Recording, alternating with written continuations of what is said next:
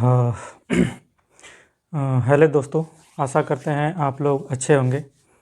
इसके पिछले वीडियो में हमने महात्मा गांधी के विचारों के बारे में बात किया और इस वीडियो में हम महात्मा गांधी द्वारा जो सत्याग्रह हुए थे उन सत्याग्रहों की बारे में चर्चा कर रहे हैं। और इस वीडियो में हम बात करेंगे अहमदाबाद मिल मजदूर आंदोलन जो 1918 में हुआ था। और इसके पहले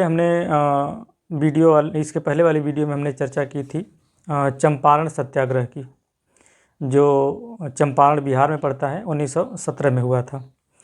और अहमदाबाद मिल मजदूर आंदोलन जो हुआ था 1918 में हुआ था। अब इसमें समस्या क्या थी, क्यों यह आंदोलन हुआ? तो समस्या ये थी कि उस समय जल्दी में ही विश्व युद्ध ख़त्म हुआ था और विश्व युद्ध होने के बाद भारत में इतनी महंगाई हो गई थी, इतनी बेरोजगारी हो गई थी कि यहाँ के जो मज़दूर थे वे वेतन में बढ़ोतरी करना चाहते थे, वे वेतन को बढ़ाना चाहते थे। उनकी जीविका उस वेतन में नहीं चल पाती थी, इसलिए मिल मज़दूरों से वे वेतन में वृद्धि करना चाहते थे। लेकिन मिल मज़दूर जो है कि वेतन में वृद्धि नहीं कर रहे थे। दूसरी समस्या ये थी कि वहाँ पर प्लेग फैला हुआ था और प्लेग बोनस के लिए भी कहा गया था, लेकिन वो प्लेग बोनस जो उनको दिया नहीं गया था। प्लेग एक प्रकार की बीमारी है जो चूहों से फैलती है, तो प्लेग बोनस मज़दूरों को नहीं दिया जा रहा था, ये भी वहाँ पर समस्या थी। और इसमें जो गांधी जी को जिसने बुलाया था अहमदाबाद आने के लिए, उनका नाम है अनसुईया बेन। अनसुईया बेन ने महात्मा गांधी को एक पत्र लिखा और अपनी समस्याओं को बताया कि यहाँ पर ये समस्या है, आप यहाँ आइए। अनसुईया बेन की बात करें तो वो अम्बालाल साराभाई की बहन थी। और अम्बालाल साराभाई कौन थे, तो इसके बारे में हम बता दें कि अम्बालाल साराभाई भी एक मिल मजदूर थे, मिल मालिक थे। अम्बालाल साराभाई एक मिल मालिक थे और इन्हीं की बहन अनसुईया बेन थी। अम्बालाल साराभाई जो थे वो एक मिल मालिक थे और इन्होंने महात्मा गांधी को अहमदाबाद में जो साबरमती आश्रम है उसको स्थापित करने में सहयोग किया हुआ था, ये अम्बालाल साराभाई ने। तो ये महात्मा गांधी के भी एक तरह से मित्र ही रहे और अनसुईया बेन अपने भाई के भी खिलाफ रही, क्योंकि ये अम्बालाल साराभाई जो हैं ये एक मिल मालिक हैं और अनसुईया बेन इनकी बहन है और इनके खिलाफ भी इनकी बहन थी। महात्मा गांधी के आने के बाद यहाँ पर मिल मालिकों से मिला गया। मिल मालिक जो थे इनकी समस्याओं को नहीं सुने, तो महात्मा गांधी ने जब इनको समझाया, मिल मालिकों को समझाया, तो उन्होंने इनकी बातों को इनकार किया। उन्होंने इनकार करने के बाद हड़ताल शुरू कर दिया और हड़ताल शुरू करने के पहले महात्मा गांधी जी उनके जो भी हड़ताल करना था, जो मज़दूर थे उनके साथ थे और उनसे कहा गया कि जो हड़ताल होगी वो कैसी होगी, लंबी चलेगी, हड़ताल लंबी चलेगी और आप लोगों को पेशेंस रखना होगा।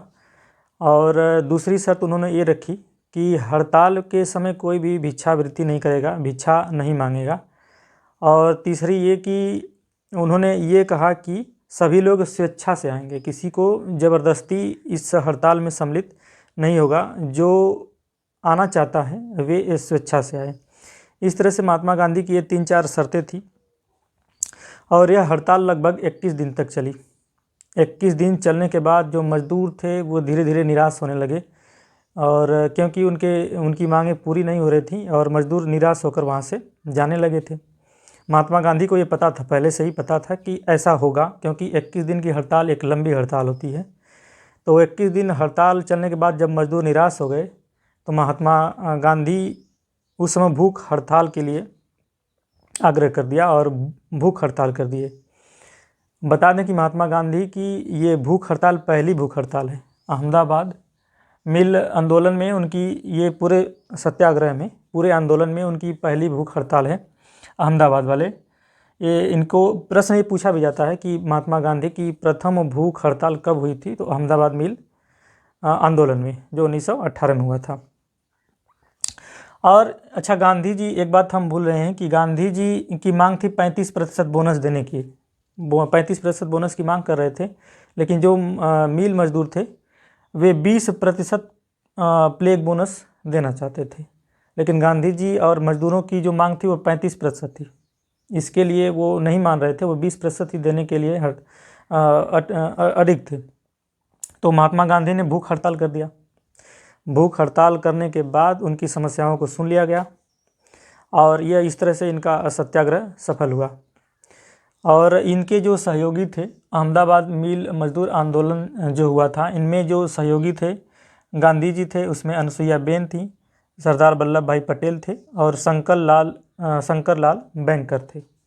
इस तरह से इन लोगों ने मिलकर अहमदाबाद मिल मजदूर की जो समस्याएं थी उसको सॉल्व किया। महात्मा गांधी का ये भी आंदोलन सफल रहा, अहमदाबाद मिल मजदूर आंदोलन।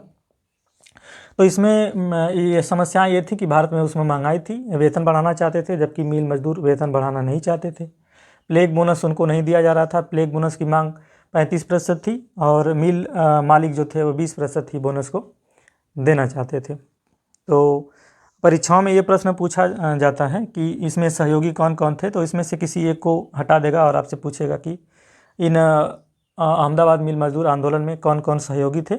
तो इसमें गांधी, अनुसुईया बेन, पटेल, शंकर लाल बैंकर ये लोग सम्मिलित थे। अनुसुईया बेन ने महात्मा गांधी को पत्र लिखकर आंदोलन के लिए बुलाया था और यहाँ पर आए, उनकी समस्याओं को देखा और और अहमदाबाद मिल मजदूर आंदोलन सफल भी रहा। उसके बाद इनका आंदोलन खेड़ा सत्याग्रह था और खेड़ा सत्याग्रह भी 1918 में ही हुआ था। और खेड़ा सत्याग्रह में जो 1918 में हुआ था, खेड़ा में क्या समस्याएं थी, तो यहाँ पर जो समस्याएं थी 1918 में जो था, फसल खराब हो गई थी और जो फसल थी 1/4 से भी कम वहाँ पर उत्पादन हुआ था। खेड़ा में जो फसल हुई थी वो 1/4 हिस्से से कम उत्पादन हुआ था। और हम बता दें कि अंग्रेज़ों ने ही एक संहिता बनाई थी जिसका नाम है अकाल संहिता। और अकाल संहिता में ये लिखा गया था कि यदि फसल का उत्पादन 1/4 हिस्से से कम होगा तो वहाँ की लगान माफ़ कर दी जाएगी। ये तो वहाँ पर खेड़ा में 1/4 हिस्से से भी कम उत्पादन हुआ था, लेकिन अंग्रेज़ों ने वहाँ पर जो है कि लगान को माफ़ नहीं किया था। तो इस तरह से यहाँ पर जो पत्र लिखा गया और महात्मा गांधी को बुलाया गया, इसमें मोहनलाल और शंकर लाल ने महात्मा गांधी को पत्र लिखकर उनको अवगत कराया कि यहाँ पर ये समस्याएं हैं और 1/4 हिस्से से भी कम फसल का उत्पादन हुआ है, फिर भी यहाँ पर लगान को माफ़ नहीं किया जा रहा है। आप यहाँ पर आइए और हमारी समस्याओं को देखिए।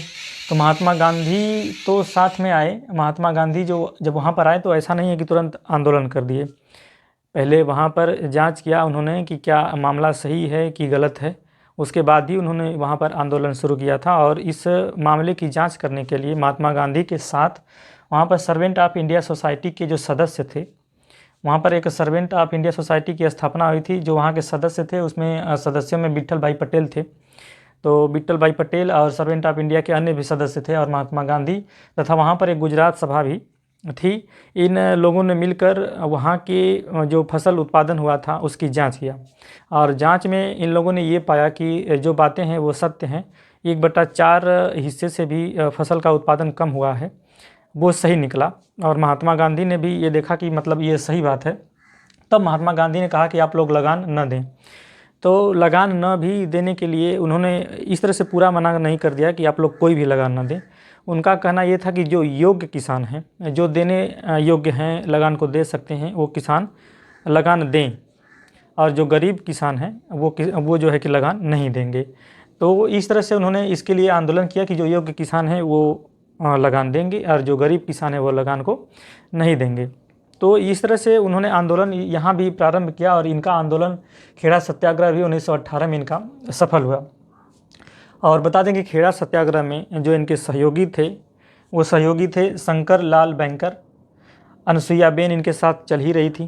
तो शंकर लाल बैंकर, अनुसुईया बेन, महादेव देसाई थे और सरदार वल्लभ भाई पटेल हम बता दें कि ये एक वकील थे। इन्होंने वकालत छोड़कर महात्मा गांधी के साथ सत्याग्रहों में भाग लेना शुरू कर दिया। अगर ये सरदार वल्लभ भाई पटेल चाहते तो एक अच्छे वकील थे, अपना जीवन यापन अच्छे से कर सकते थे, लेकिन देश के लिए इनका भी बहुत योगदान है। इनके बारे में फिर कभी चर्चा करेंगे। तो इस तरह से इनके सहयोगी में शंकरलाल बैंकर, अनुसुईयाबेन, महादेव देसाई, सरदार वल्लभ भाई पटेल थे, और इनका ये भी आंदोलन सफल रहा। आप इसमें अकाल संहिता के बारे में जानिए कि अकाल संहिता में ये लिखा गया था कि फसल यदि 1/4 हिस्से से कम होती है उत्पादन, तो उसमें लिखा गया था कि लगान नहीं दिया जाएगा। और खेड़ा सत्याग्रह इस तरह से 1918 में इनका दूसरा सत्याग्रह भी सफल रहा। और इस तरह से 3 सत्याग्रहों के बारे में हमने पढ़ लिया है। आगे जो भी इनके सत्याग्रह हैं उनके बारे में हम चर्चा करेंगे। तब तक के लिए धन्यवाद।